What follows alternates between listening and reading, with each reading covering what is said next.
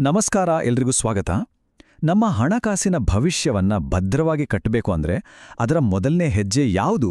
ಇವತ್ತು ನಾವು ಆ ಅಡಿಪಾಯದ ಬಗ್ಗೆ ಮಾತಾಡೋಣ, ಅಂದ್ರೆ ತುರ್ತು ನಿಧಿಯ ಬಗ್ಗೆ. ಹಣವನ್ನ ಬೆಳೆಸಬೇಕು ಅಂತ ಅಂದ ತಕ್ಷಣ ನಮ್ಮೆಲ್ಲರ ಮನಸ್ಸಿಗೆ ಬರೋ ಮೊದಲ ಪ್ರಶ್ನೆ ಬಹುಶಃ ಇದೆ ಅನ್ಸುತ್ತೆ ಅಲ್ವಾ?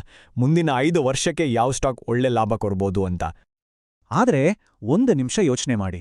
ಬೆಳವಣಿಗೆಯ ಬಗ್ಗೆ ಯೋಚನಿಸೋಕ್ಕೂ ಮುಂಚೆ ಭದ್ರತೆಯ ಬಗ್ಗೆ ಯೋಚನಿಸೋದು ரொம்ப ಮುಖ್ಯ ಅಲ್ವಾ?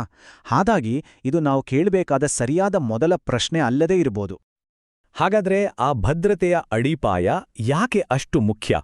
ಬನ್ನಿ, ಯಾಕೆ ಬೇಕು ಅಂತ ನೋಡೋಣ.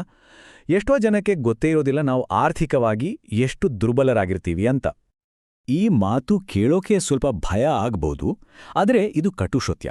ಸರಿಯಾದ ಸಿದ್ಧತೆ ಇಲ್ಲ ಅಂದ್ರೆ ನಮ್ಮಲ್ಲಿ ಎಷ್ಟೋ ಜನರ ಆರ್ಥಿಕ ಸ್ಥಿತಿ ಒಂದೇ ಒಂದು ಅನಿರೀಕ್ಷಿತ ಘಟನೆಯಿಂದಾಗಿ ಕುಸಿದು ಹೋಗ್ಬೋದು.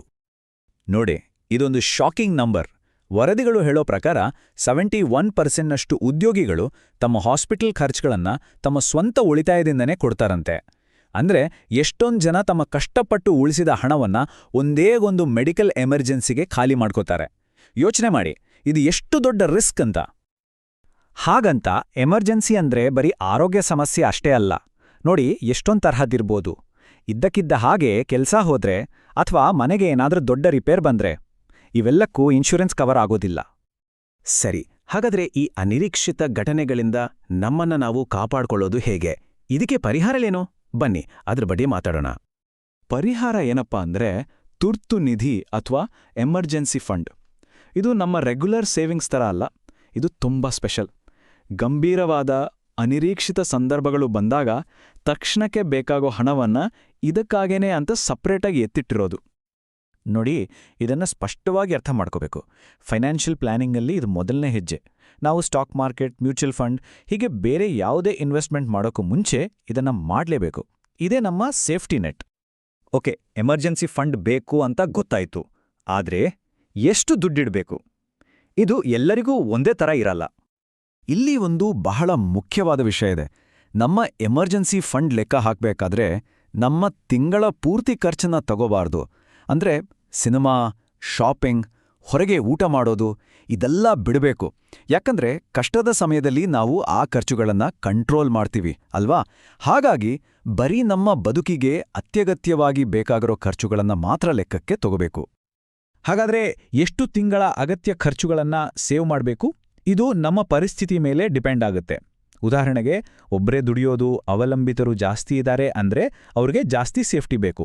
ಅದೇ ರೀತಿ ಬಿಸ್ನೆಸ್ ಮಾಡೋರಿಗೆ ಆದಾಯದಲ್ಲಿ ಏರುಪೇರು ಇರೋದ್ರಿಂದ ಅವ್ರಿಗೂ ದೊಡ್ಡ ಮೊತ್ತದ ನಿಧಿ ಬೇಕಾಗುತ್ತೆ. ಸರಿ, ಈಗ ನಮಗೆ ಎಷ್ಟು ದುಡ್ಡು ಬೇಕು ಅಂತ ಒಂದು ಐಡಿಯಾ ಬಂತು. ಈಗ ಅದನ್ನ ಹೇಗೆ ಸೇರಿಸೋದು ಮತ್ತೆ ಎಲ್ಲಿ ಸುರಕ್ಷಿತವಾಗಿ ಇಡೋದು ಅಂತ ನೋಡೋಣ. ಇದನ್ನ ಮಾಡೋಕೆ ಒಂದು ಸಿಂಪಲ್ ಪ್ಲಾನ್ ಇದೆ. ಮೊದಲನೇದಾಗಿ ನಮ್ಮ ಟಾರ್ಗೆಟ್ ಫಿಕ್ಸ್ ಮಾಡ್ಕೋಬೇಕು. ಆಮೇಲೆ ಪ್ರತಿ ತಿಂಗಳು ಸಂಬಳ ಬಂದ ತಕ್ಷಣನೇ ಒಂದು ನಿರ್ದಿಷ್ಟ ಹಣ ಆಟೋಮ್ಯಾಟಿಕ್ ಆಗಿ ಬೇರೆ ಅಕೌಂಟ್ಗೆ ಹೋಗೋ ಥರ ಸೆಟ್ ಮಾಡಬೇಕು. ಇದನ್ನ ನಾವು ಬೇರೆ ಯಾವುದೇ ದೊಡ್ಡ ಇನ್ವೆಸ್ಟ್ಮೆಂಟ್ ಶುರು ಮಾಡೋಕ್ಕೂ ಮುಂಚೆ ಮಾಡಬೇಕು. ಇದು ನಮ್ಮ ಮೊದಲನೇ ಪ್ರಯಾರಿಟಿ. ಈ ಹಣವನ್ನ ಎಲ್ಲಿ ಬೇಕಾದ್ರಲ್ಲಿ ಇಡೋಕೆ ಆಗಲ್ಲ. ಇದಕ್ಕೆ 3 ಮುಖ್ಯ ನಿಯಮಗಳಿವೆ. 1, ಸೇಫ್ಟಿ. ನಾವು ಇಟ್ಟಿರೋ ಅಸಲು 100% ಸೇಫ್ ಆಗಿರಬೇಕು. ಅದಕ್ಕೆ ಶೇರ್ ಮಾರುಕಟ್ಟೆಯಲ್ಲಿ ಇಡಬಾರ್ದು. 2, ಲಿಕ್ವಿಡಿಟಿ. ಅಂದ್ರೆ ನಮಗೆ ಬೇಕು ಅಂದ ತಕ್ಷಣ 24 ಗಂಟೆ ಒಳಗೆ ಆ ಹಣ ಕೈಗೆ ಸಿಗಬೇಕು. 3ನೇದು ರಿಟರ್ನ್ಸ್. ಕನಿಷ್ಠ ಪಕ್ಷ ಹಣದುಬ್ಬರವನ್ನಾದರೂ ಬೀಟ್ ಮಾಡಬೇಕು. ಇಲ್ಲಾಂದ್ರೆ ಕಾಲ ಕಳೆದಂತೆ ಆ ದುಡ್ಡಿನ ಮೌಲ್ಯ ಕಮ್ಮಿ ಆಗುತ್ತೆ. ಇದಕ್ಕೊಂದು ಸ್ಯಾಂಪಲ್ ಪ್ಲಾನ್ ಇಲ್ಲಿದೆ. ಸ್ವಲ್ಪ ಹಣವನ್ನ ಸ್ವೀಪ್ ಇನ್ FD ಇರೋ ಸೇವಿಂಗ್ಸ್ ಅಕೌಂಟ್ನಲ್ಲಿ, ಇನ್ನೊಂದಿಷ್ಟು ಲಿಕ್ವಿಡ್ ಫಂಡ್ಗಳಲ್ಲಿ ಹಾಗೂ ತೀರಾ ಸಣ್ಣ ಮೊತ್ತವನ್ನ ಮನೆಯಲ್ಲೇ ನಗದಾಗಿಟ್ಕೋಬಹುದು. ಮನೆಯಲ್ಲಿ ಯಾಕೆ ಅಂದ್ರೆ ಸೈಬರ್ ಅಟ್ಯಾಕ್ ಆಯಿತು ಅಥವಾ ATM ಕೆಲಸ ಮಾಡ್ತಿಲ್ಲ ಅನ್ನೋ ಅಪರೂಪದ ಸಂದರ್ಭಗಳಲ್ಲಿ ಸಹಾಯ ಆಗುತ್ತೆ. ಇಲ್ಲೊಂದು ಸಖತ್ ಸ್ಮಾರ್ಟ್ ಟಿಪ್ ಇದೆ.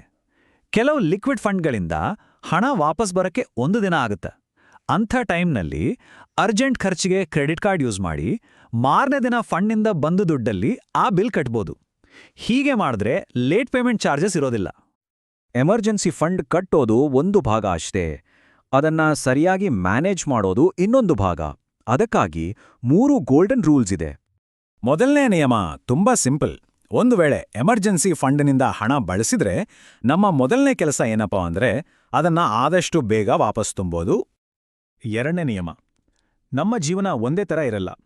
ಸಂಬಳ ಜಾಸ್ತಿ ಆಗ್ಬೋದು, ಹೊಸ ಖರ್ಚುಗಳು ಬರ್ಬೋದು, ಅಥವಾ ಮದುವೆ, ಮಕ್ಕಳು ಅಂತ ಜವಾಬ್ದಾರಿಗಳು ಹೆಚ್ಚಾಗ್ಬೋದು. ಹಾಗಾಗಿ ಪ್ರತಿ 1-2 ವರ್ಷಕ್ಕೊಮ್ಮೆ ನಮ್ಮ ಎಮರ್ಜೆನ್ಸಿ ಫಂಡ್ ಸರಿಯಾಗಿದೆಯಾ ಅಂತ ರಿವ್ಯೂ ಮಾಡಬೇಕು. 3ನೇ ಮತ್ತು ಅತಿ ಮುಖ್ಯವಾದ ನಿಯಮ ಶಿಸ್ತು. ಈ ಹಣ ಇರೋದೇ ತುರ್ತು ಪರಿಸ್ಥಿತಿಗಾಗಿ. ಹೊಸ ಫೋನ್ ತಗೋಬೇಕು, ವೆಕೇಷನಿಗೆ ಹೋಗ್ಬೇಕು ಅನ್ನೋ ಆಸೆಗಳಿಗೆ ಇದನ್ನ ಬಳಸಲೇಬಾರ್ದು. ಸೊ ಕೊನೆಯದಾಗಿ ಒಂದು ಮಾತು, ಎಮರ್ಜೆನ್ಸಿ ಫಂಡ್ ಅನ್ನೋದು ದುಡ್ಡು ಮಾಡಕ್ಕೆ ಅಲ್ಲ, ಅದು ನಮ್ಮನ್ನ ಆರ್ಥಿಕ ಸಂಕಷ್ಟಗಳಿಂದ ಪಾರು ಮಾಡೋ ಒಂದು ರಕ್ಷಣಾ ಕವಚ. ಹಾಗಾಗಿ ಈ ಪ್ರಶ್ನೆಯನ್ನ ನಾವೆಲ್ಲರೂ ನಮ್ಮನ್ನೇ ಕೇಳ್ಕೋಬೇಕು, ನಾವು ಸಿದ್ಧರಾಗಿದ್ದೇವೆಯಾ?